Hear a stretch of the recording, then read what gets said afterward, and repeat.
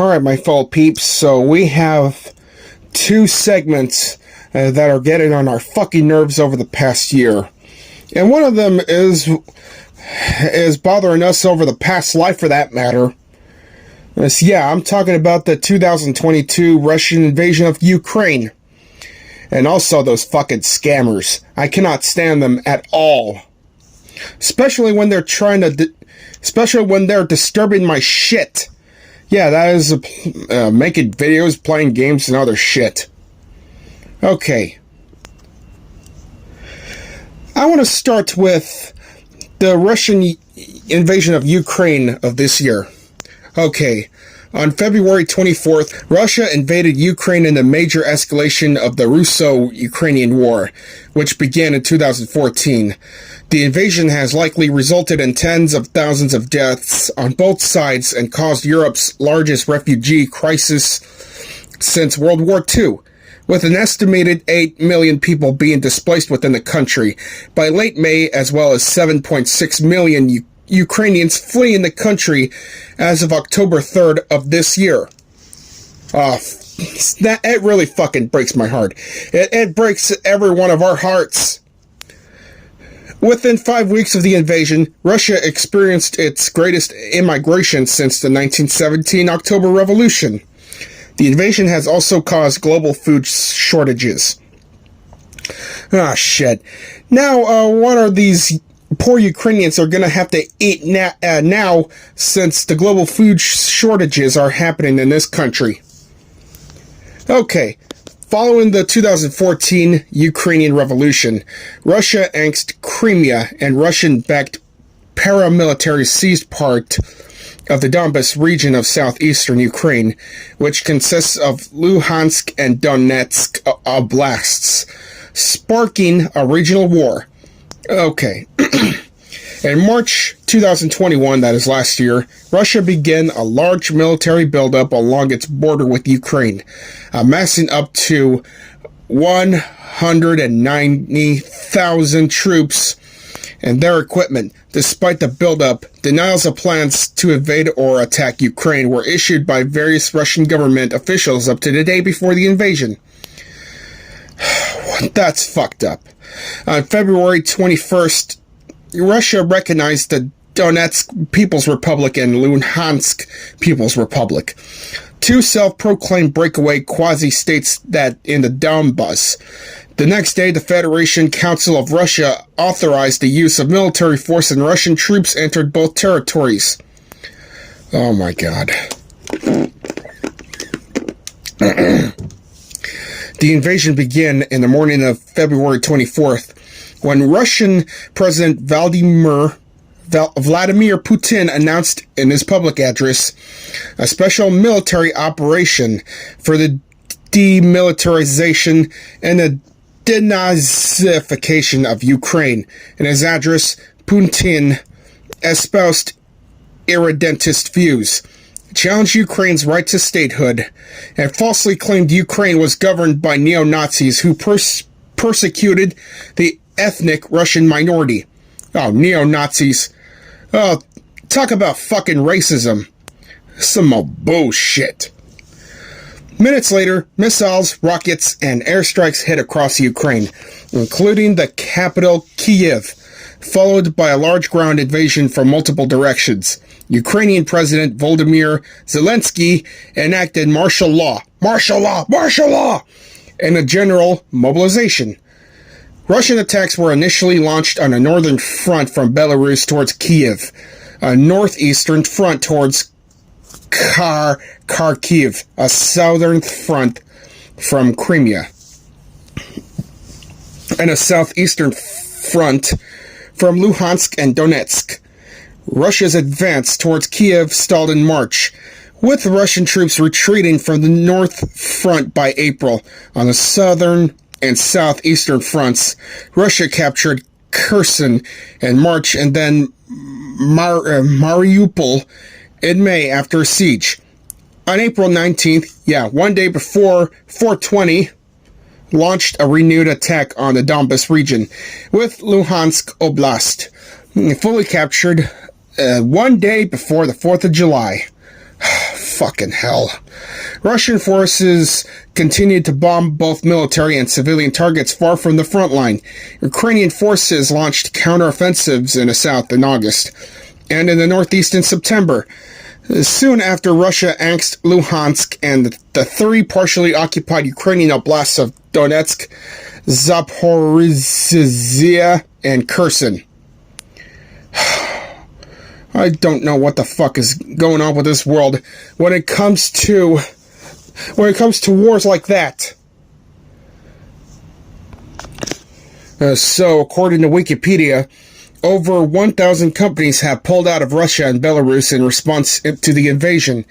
The International Criminal Court has opened an investigation into crimes against humanity in Ukraine since 2013, almost 10 years ago, including war crimes in the 2022 invasion. Yeah, I used to hate the year of 2022, and right after I enjoyed it, and now I did enjoy it when it comes to something else good, but right now I fucking hate this year again. Okay, now on to the next segment. Scam artists. Okay, what is called a scam, you might ask? A scam is a deceptive scheme or trick used to cheat someone out of something, especially fucking money. Scam is also a verb meaning to cheat someone in such a way. Example, banks will never call you asking for your credit or debit card numbers or social security number over the phone. So how does scam work? What is a scam? Scams come in many forms, but all are designed and disguised especially to get hold of your fucking money. And I mean all your hard-earned fucking money. They do this by getting you to reveal your personal details, stealing your information, or even tricking you into willingly handing over the cash. So is scamming a crime? Depending on the state in which you live and the crime you're charged with, fraud can be either a felony or a misdemeanor offense.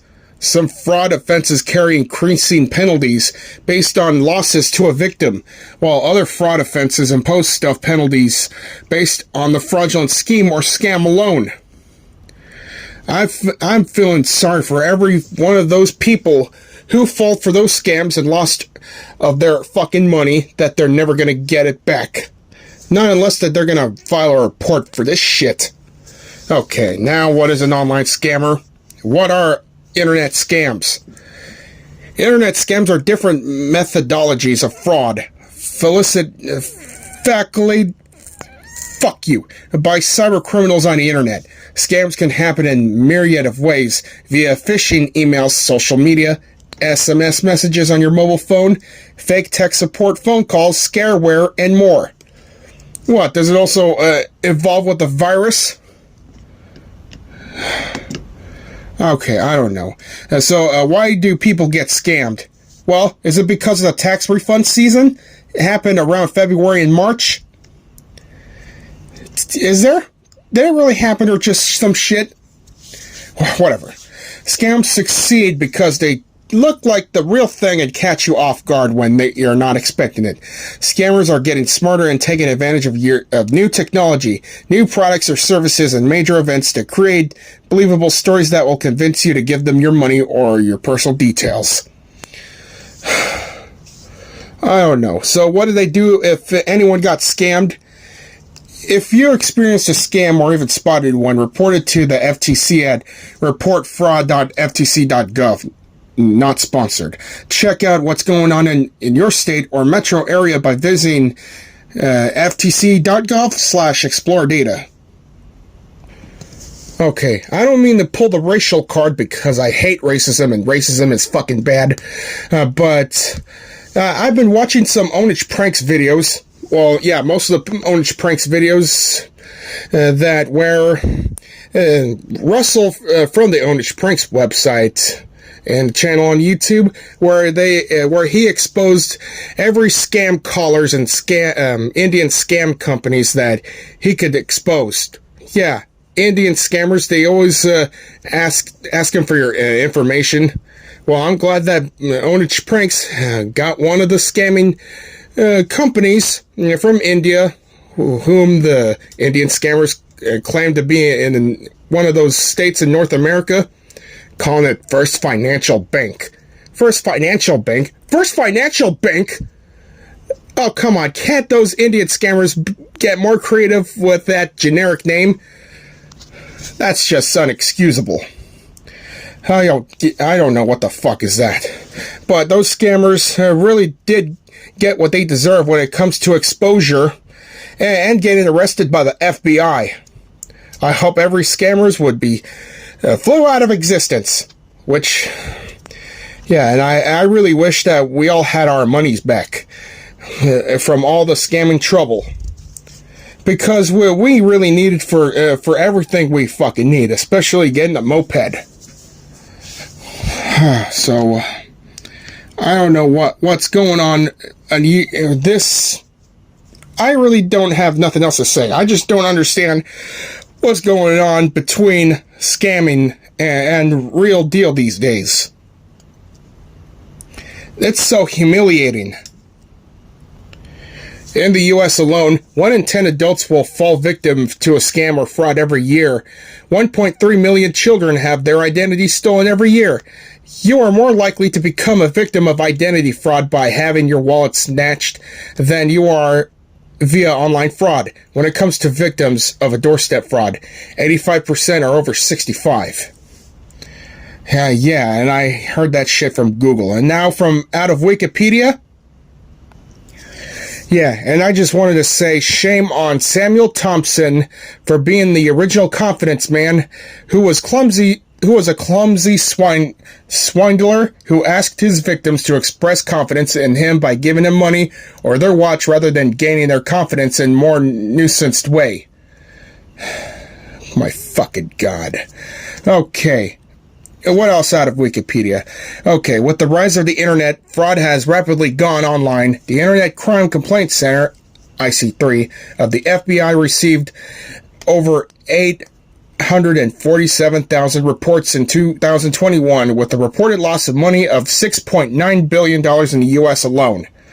The Global Anti-Scam Alliance annual Global State of Scam report stated that globally 47.8 billion was lost, and the number of reported scams increased from 139 in 2019 to 266 million in 2020. So in conclusion, military losses have been heavy on both sides, with about 9,000 Ukrainians and as many as 25,000 Russians said to be killed. Ukraine has lost control of 20% of its territory to Russian forces and our proxies in recent years. And as for scamming, it's a dishonest scheme. It's a fraud, swindle, fraudulent scheme, racket, trick, diddle, con. Yeah, con artist.